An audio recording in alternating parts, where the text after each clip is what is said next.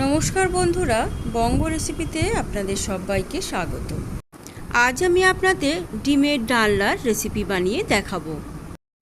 চলুন তাহলে দেখে নিন এই ডিমের রেসিপিটা আমি কিভাবে বানাচ্ছি। গ্যাসেতে কড়াই বসিয়ে দিয়ে তেলটা গরম করে নিয়েছি। দিয়ে দিলাম হাফ চামচ গোটা জিরে আর একটা শুকনো লঙ্কা।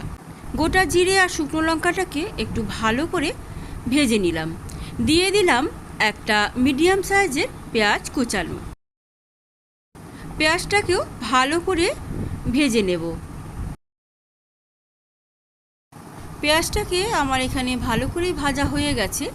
এবারে আমি এর মধ্যে দিয়ে দিলাম 1 চামচ আদা রসুন বাটা আর দিয়ে দিলাম 4টে চেরা কাঁচা লঙ্কা। আদা রসুন আর কাঁচা লঙ্কাটাকে ভালো করে একটু পেঁয়াজের সাথে ভেজে নিলাম।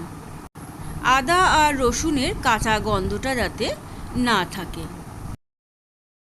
খুব ভালো করে আমি এখানে ভেজে নিয়েছি। দিয়ে দিলাম হাফ চামচ হলুদের গুঁড়ো, হাফ চামচেরও কম লঙ্কার গুঁড়ো আর দিয়ে দিচ্ছি জিরের গুঁড়ো। আবারও সব মশলাগুলোকে পেঁয়াজের সাথে ভালো করে ভেজে নিচ্ছি।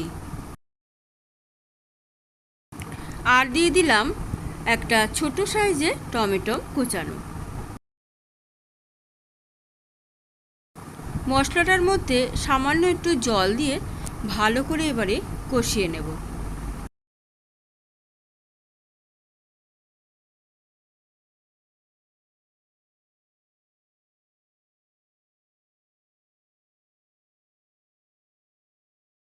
দিয়ে দিচ্ছি 1 চামচ কাশ্মীরি লঙ্কার গুঁড়ো।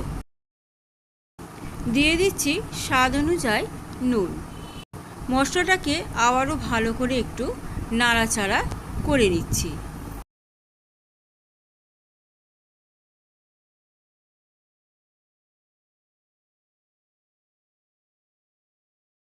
মশলাটা ভালো করে কষানো হয়ে গেছে। এবারে আমি এখানে 2টো আলু সিদ্ধ করে নিয়েছিলাম। সেই সিদ্ধ করা আলুটাকে এই মশলার সাথে দিয়ে দিলাম। মশলার সাথে আলুটাকে ভালো করে কষিয়ে নিচ্ছি।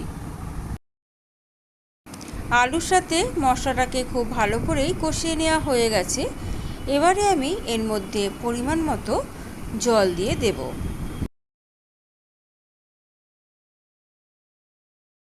এবারে আমি এর মধ্যে সিদ্ধ করা ডিমটাকে দিয়ে দেব। আমি আগে থাকতেই 2টো ডিমকে সিদ্ধ করে চৌকো করে কেটে নিয়েছি। ডিমটাকে কোনো ভাজার দরকার নেই, সেদ্ধ করে নিয়ে দিয়ে দিলেই হবে। আলুটা আমার আগে থেকে সিদ্ধ করে নেওয়া, তাই রান্নাটা আমার বেশিক্ষণ লাগবে না। রান্নাটা আমার এখানে হয়ে গেছে। এবার আমি এর ওপর দিয়ে ছড়িয়ে দিলাম গুঁড়ো গরম মশলা।